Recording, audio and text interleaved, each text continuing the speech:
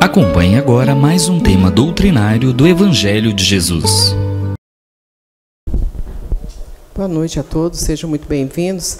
Antes da gente começar as considerações a respeito do texto do Evangelho, nós pedimos às pessoas que falaram conosco, todas as 5 pessoas que falaram conosco ali na sala, por favor, adentrem essa sala aqui ao lado, porque o tratamento aí já começou. E fiquem lá na sala, não precisarão voltar aqui para o salão.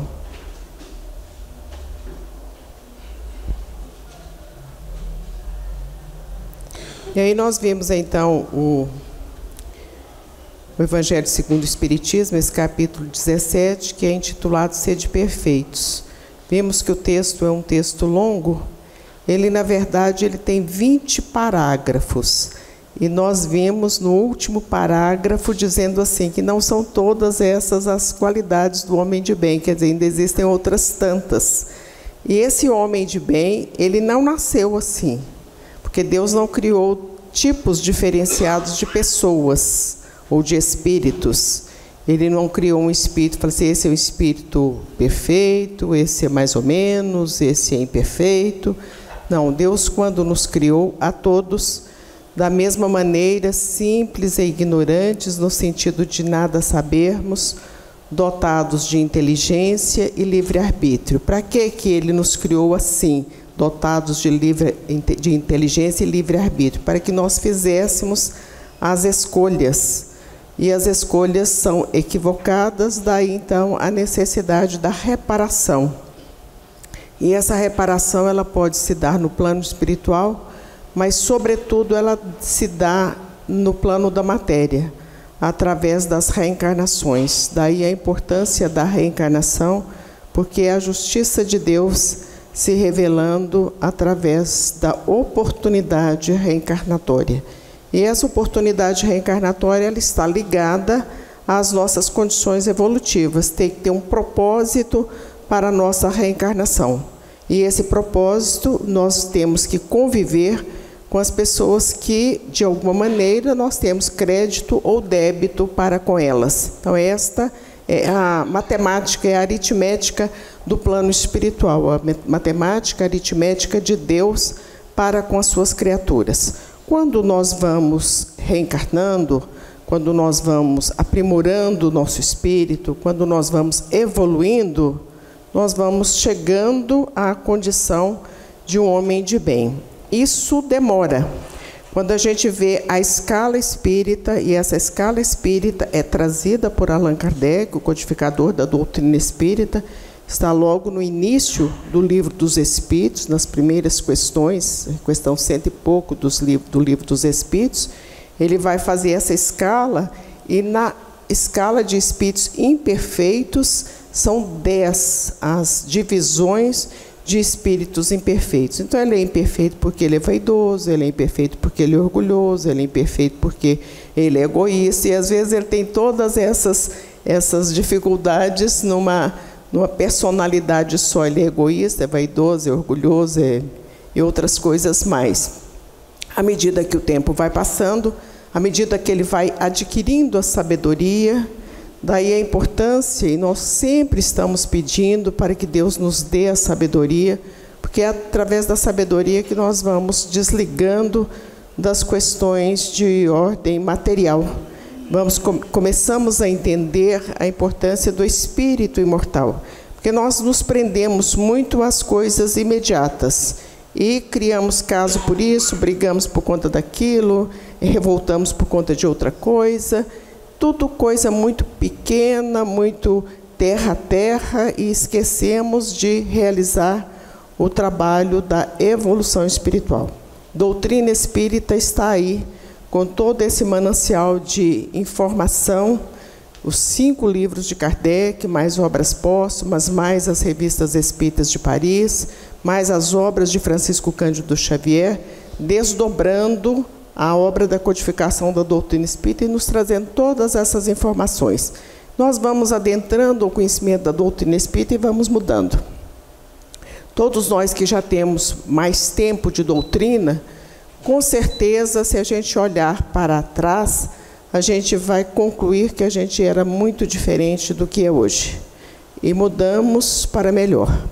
Agora, a doutrina espírita, embora seja algo muito especial na nossa vida, embora seja muito bom ser espírita, e o Chico dizia que era a maior alegria da vida dele, era ser espírita, não é fácil ser espírita, porque ao espírita requer a vigilância, a disciplina, o sentimento de caridade, o sentimento de amor e a caridade no entendimento da codificação, a orientação trazida pela codificação, é tudo isso que está falando este homem de bem.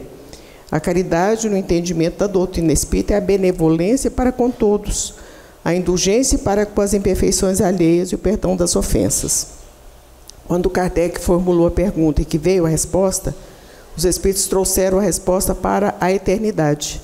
Não é coisa passageira, porque a alimentação, a caridade material, embora muitas vezes necessária, por isso Emmanuel fala da caridade enquanto necessária, mas em um determinado momento da nossa vida nós não imaginamos e pretendemos e almejamos que todas as pessoas tenham as condições de dignidade da vida. Então essa caridade de ordem material, ela deixará de existir. Mas, no entanto, a caridade do amor, da benevolência e do perdão, sobretudo, essa será para a eternidade. Então, esta é a proposta da doutrina espírita para as suas criaturas. Os espíritos, à medida que vão reencarnando, que vão aprendendo, vão evoluindo e vão se tornando homens de bem. Hoje, 2 de abril, é uma data muitíssimo especial para todos os espíritas, porque em 2 de abril de 1810, chegava na região de Pedro Leopoldo o nosso querido, inesquecível, saudoso Chico Xavier. E nós deixamos para fazer essa ressalva, essa colocação, exatamente porque imaginamos que ele é o paradigma, ele é a exemplificação, assim como existem outros também. Outros nós poderíamos citar o próprio Papa Francisco, que está aí na atualidade, pessoas que fazem a grandeza, a pujança do planeta Terra, são pessoas de bem. Essas pessoas de bem, muitas vezes, elas estão no meio empresarial. É aquele que está gerando empregos, é aquele que está trazendo a dignidade ao cidadão. Nós podemos considerar este homem, ou esta pessoa, um homem de bem. Nós podemos dizer que um homem de bem é aquele que realiza um grande trabalho na área da ciência. Então, este que trouxe o benefício para a humanidade, que aliviou a dor da humanidade, que fez grandes descobertas científicas, ou às vezes até não tão grandes assim, mas que trouxe o benefício à humanidade, este é um homem de bem. Esta pessoa que realizou esse trabalho na área da ciência, não é assim de qualquer maneira, não é por acaso. São horas, dias, meses, uma vida para conseguir uma descoberta científica. Essas pessoas já vêm do plano espiritual com esse compromisso para realizar esse trabalho.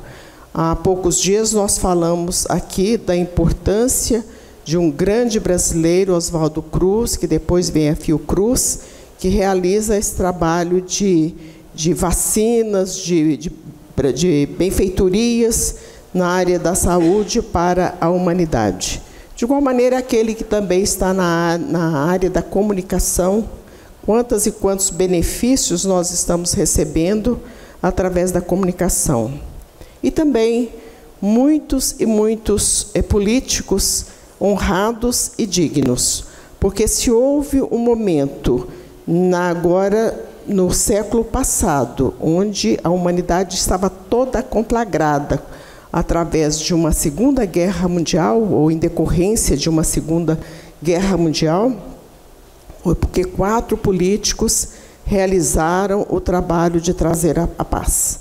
Dentre esses, nós temos na França Charles de Gaulle e temos na Inglaterra Winston Churchill. Então, eram políticos, mas que eram pessoas que estavam preocupadas com a sociedade. O primeiro-ministro da Inglaterra, no caso Winston Churchill, quando ele se dispõe a batalhar pela paz, ele não diz às pessoas que lá estavam, que estavam ouvindo, os ingleses e a humanidade toda, vai ser a coisa fácil, vai ser tudo tranquilo, pode deixar que eu dou conta. Ele disse tão somente assim: o que eu tenho a oferecer para vocês é sangue, suor e lágrimas. Quer dizer, ele não dourou a pílula, ele não disse que era fácil, mas, no entanto, ele realiza, exatamente com esses outros presidentes e primeiros ministros, ele realiza esse trabalho de estabelecer a paz na Europa, e daí para frente vem esse trabalho da Europa Unida, que estamos vendo aí, todo esse trabalho exatamente para que haja paz. Isso começou no final da Segunda Guerra Mundial, em 1945, com essas pessoas. Então, existem, sim, homens políticos honrados. Nelson Mandela é um deles, e em todos os tempos e em todas as épocas. E isso faz nos recordar os 500 da Galileia, porque quando o Senhor já estava desprovido do corpo físico, ele se manifesta por um determinado período para os apóstolos, na estrada de Emaús, para também os discípulos que ali estavam. Ele se manifesta na estrada que ia para Jerusalém, para os apóstolos, enfim. Ele ficou aquele período se manifestando para alicerçar, para fortalecer a fé dos cristãos, que ainda naquela época não tinham o nome de cristãos. Ontem, dia de Páscoa, foi um dia que a gente sabe que se comemora a ressurreição do Senhor. Quer dizer, ali ele fortalece, através da ressurreição, ele fortalece a fé daquelas pessoas que lá estavam. E num determinado momento em que ele estava ali na região do Mar da Galileia, onde ele realizou grande trabalho, ele estava fazendo as preleções, e as pessoas foram se juntando, e de repente tinha cerca de 500 pessoas naquele local. Essas 500 pessoas se comprometeram com ele, que em todas as épocas e em todos os tempos da humanidade, elas estariam à disposição da espiritualidade amiga para atender às necessidades da terra. Então, 500 da Galileia estão sempre reencarnando na terra.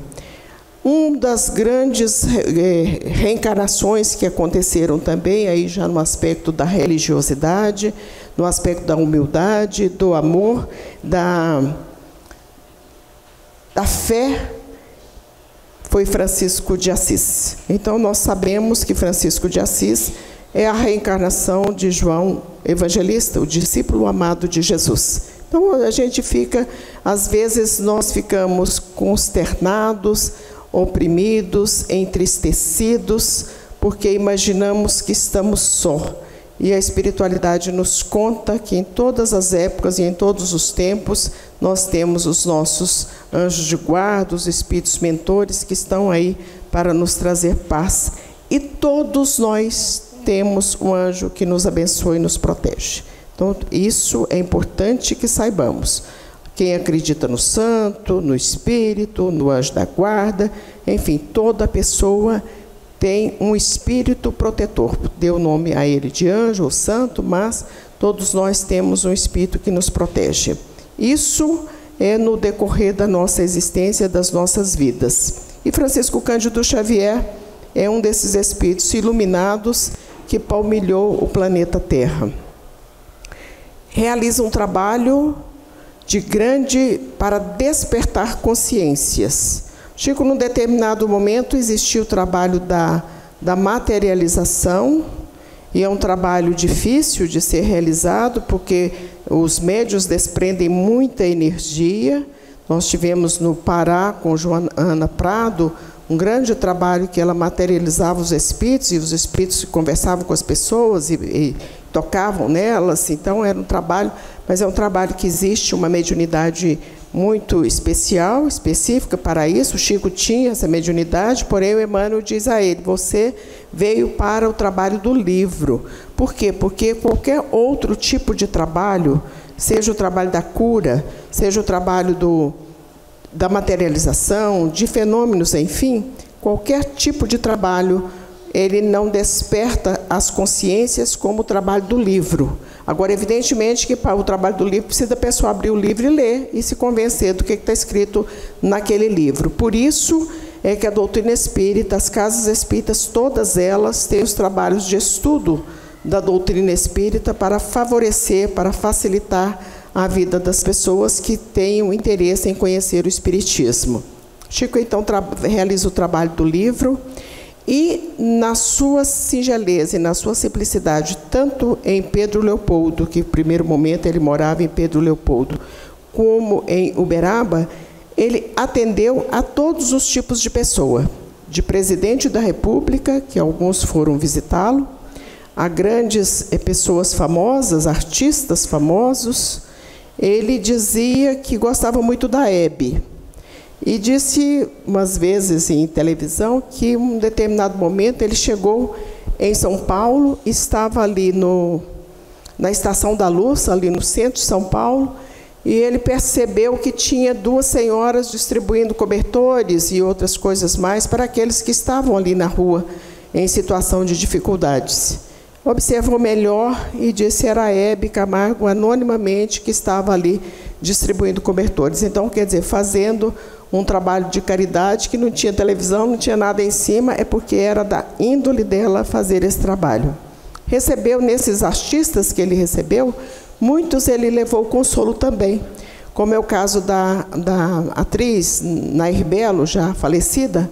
A Nair Belo trazia os relatos na televisão que ela, quando o filho dela desencarnou, e ela foi à presença do Chico, e ele trouxe uma carta, e ela então dizia o seguinte, que na carta existiam situações, fatos, detalhes que somente ela e o filho sabiam.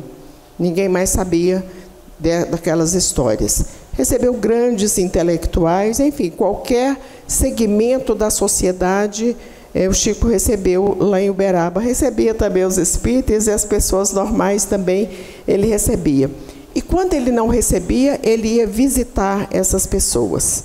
Nesse livro que se chama Meus Pedaços de Espelho, esse livro é um livro muito lindo, que está contando as recordações que a doutora Marlene Nobre relata com relação aos momentos em que ela passou com o Chico. Eles eram bastante próximos. E essa proximidade a gente pode dizer que não é tão somente desta encarnação.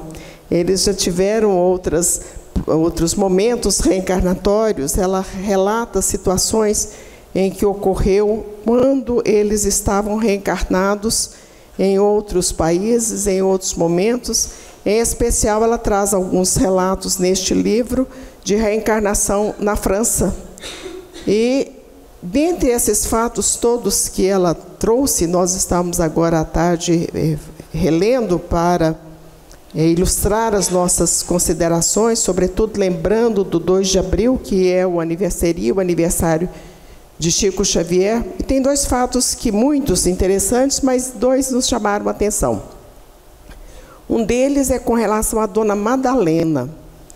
A Dona Madalena, ela quebrou a perna, e o Chico era bastante próximo a essa Dona Madalena e mandou para ela a água fluidificada e a pomada Vovô Pedro, porque ele foi um grande divulgador da pomada Vovô Pedro.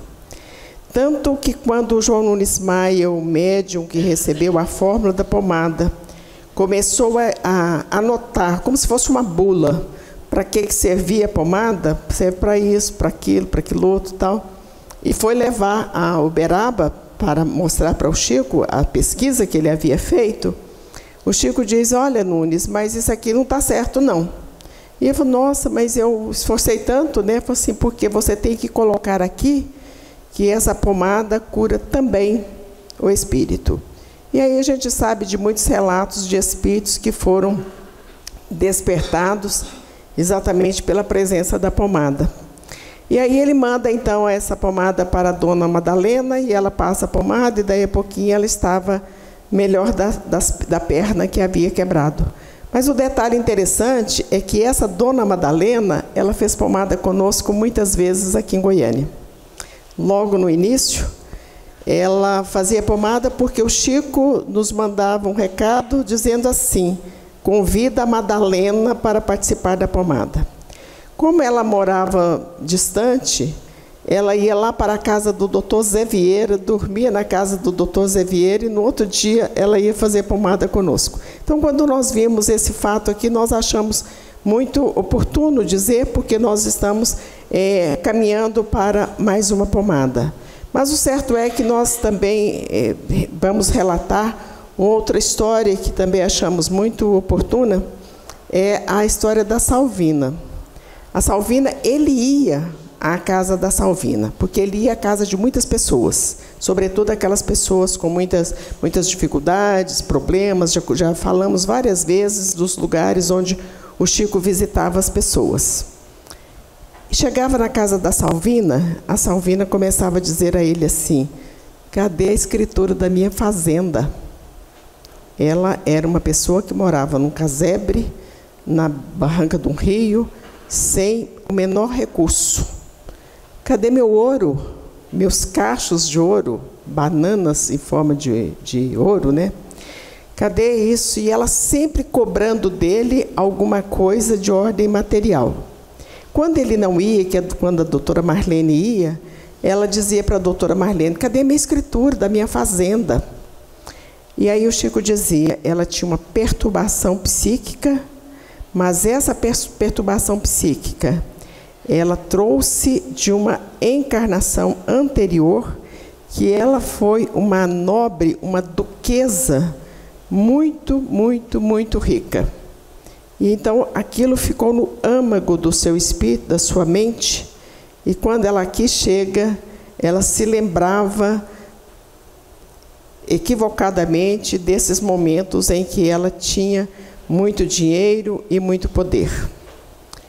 E o tempo foi passando, e ele sempre que visitava, e ela sempre cobrando a escritura e os bens também, o ouro, cadê o ouro que ela tinha? E aí então ele conta esta história. Mas ele diz mais, que tudo aquilo ali é porque quando ela teve oportunidade de fazer o bem, de ser uma pessoa de bem, uma mulher de bem, ela não o foi. Porque ela queria explorar todos que estavam próximos a ela. E aí ela explorava aqueles que eram escravos, explorava a família, maltratava a todos, e aí volta nessa encarnação, nessa dificuldade. E o Chico dizia a ela assim: olha, Salvina, quando você tiver com todo esse patrimônio, não se esqueça de nós. Brincava com ela: você não se esqueça de nós, na hora que você estiver com essa fazenda, com esse ouro todo, não se esqueça de nós. O tempo foi passando, e num determinado momento, aí conta a doutora Marlene, ela chega lá e ela estava passando mal, como de fato foi a óbito mesmo. Esses fatos todos ocorreram lá em Pedro Leopoldo, portanto, no início ainda do trabalho realizado pelo Chico. Já estava em Uberaba e, nas palavras do Chico, um determinado momento, ele recebe a visita de um rapaz muito lindo, um espírito muito lindo, muito envolvido em muita luz, e o espírito diz a ele assim: eu vim trazer uma notícia da Salvina. O Chico ficou muito emocionado porque se lembrou dela, tinha muito tempo já. Foi: como é que ela está? Ela está bem, sim, já recobrou a consciência, ela está bem e tal. E o Chico disse que foi para aquelas peregrinações dele e comenta com as pessoas, falou assim: olha, apareceu um rapaz para mim hoje, muito bonito, muito iluminado, e trouxe notícia da Salvina. Aquelas pessoas nem sequer sabiam que era a Salvina. Trouxe notícia da Salvina. A hora que ele está contando esse fato, o rapaz aparece. Isso nos mostra que nosso pensamento busca, atrai os espíritos.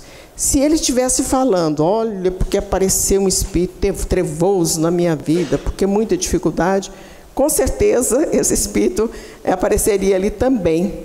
Então isso é para que a gente tenha muito cuidado com o pensamento. Onde está o teu pensamento, onde está o teu coração, aí está o teu tesouro. Então há necessidade que a gente preocupe com o que a gente está pensando e com o que a gente está falando também. Então, quando a gente aprende lá na Igreja Católica, lá no Catecismo, a gente aprende assim, que os pecados são por pensamento, palavras e obras. Então, a gente às vezes não pratica, mas às vezes a gente fala, e às vezes a gente não pratica e nem fala, mas nós pensamos, nossa, mas esse cara é chato mesmo, né? Nossa, mas essa pessoa podia acontecer alguma coisa desagradável com ela. Isso tudo é choque de retorno, porque é igual jogar bola na parede, vai voltar na gente mesmo. Então é bom, por esperteza também, que a gente tenha uma postura de desejar sempre o melhor para o outro, para que esse melhor venha também ao nosso encontro, em qualquer situação da vida. E aí o rapaz aparece novamente para o Chico e diz assim, olha, a Salvina manda dizer que ela encontrou o bem que ela precisava, quer dizer, a fazenda. Só que é um bem de luz. Quer dizer, ela havia encontrado o caminho e chegou à conclusão que todas aqueles desejos dela eram desejos que não levariam a alegria e felicidade alguma. E a gente percebe isso muito nos trabalhos mediúnicos, quando as entidades espirituais chegam querendo também usufruir daqueles benefícios, patrimônios, ou às vezes até situações muito próprias de encarnados. E quando a gente começa a conversar com eles, a gente vê a decepção desses espíritos. E o Chico dizia também que a decepção é a visita da verdade. Então, quando nós nos decepcionamos com alguém ou com alguma coisa, é porque aquele fato era daquela maneira mesmo e nós não percebemos. E aí, quando nós não percebemos, nós imaginamos e começamos sempre a colocar as dificuldades no outro, se esquecendo que temos que trabalhar para a nossa evolução espiritual. Por isso, o Espírito Emmanuel fala que se a gente... O que o trabalho não pode fazer por você, eu também não posso. Nesse mesmo livro, uma senhora chega e fala, Chico, eu estou sofrendo demais da conta. Ele falou assim, eu já falei para você que eu não posso fazer nada. Você tem que descascar batata, descascar tomate, cortar cebola, fazer sopa, lavar vasilha, essas coisas assim. Então, todos nós temos as condições de nos tornarmos homens de bem, desde que queiramos. Que Jesus nos abençoe, muita paz.